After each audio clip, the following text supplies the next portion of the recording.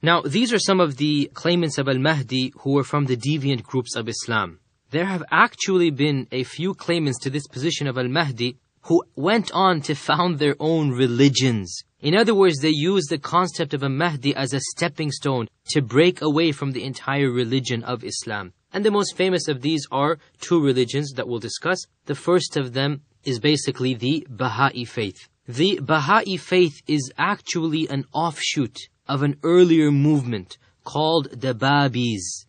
And the Babis, they believe that their founder, by the name of Sayyid Mirza Muhammad al-Shirazi, was the Bab, or the door, hence the name Babis. In the late 1840s in Iran, a young person by the name of Sayyid Mirza Muhammad al-Shirazi declared that he was the Bab, the door to the promised Mahdi.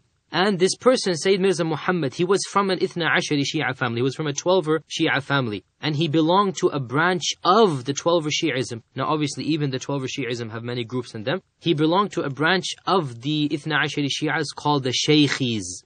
The Shaykhis. This sect believed that the coming of the Mahdi was imminent.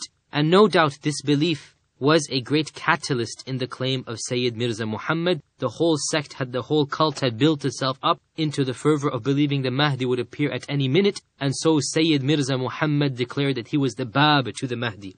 After a while, he then proclaimed that he himself was the Mahdi, and not just the door to the Mahdi, until eventually he claimed to be a prophet as well. As he continued his preaching, he added more and more heretical beliefs one by one, until finally, even the Shia scholars of Iran, they were forced to condemn him, and he was imprisoned and shot to death in 1850 CE. His body was eventually handed over to his followers, and they buried him in a grand mausoleum in the city of Haifa in Israel. For the Babis, and after them the Baha'is as well, they have a very, very strong relationship with that country.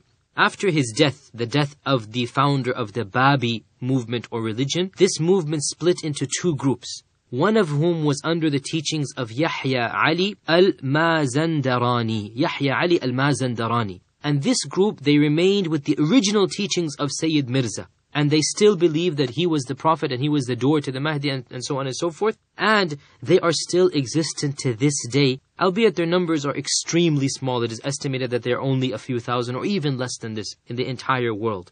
The second group, on the other hand, went on to become a large religion. It was spearheaded by a person known as Baha'u'llah, who eventually proclaimed that the previous Bab, Sayyid Mirza, had actually been sent for him, and that he was the real prophet of God. His teaching spread amongst many, many people, and within a short period of time, he had followers in many countries, and today, the Baha'is number around 5 million all over the world, and their headquarters are in Haifa, Israel. So the Baha'is actually started out as a Mahdi-based revivalistic movement within the 12er Shia Islam, and then eventually they declared themselves to be a completely new and separate religion. The origin of the Baha'is goes back to a person who claimed to be the Mahdi.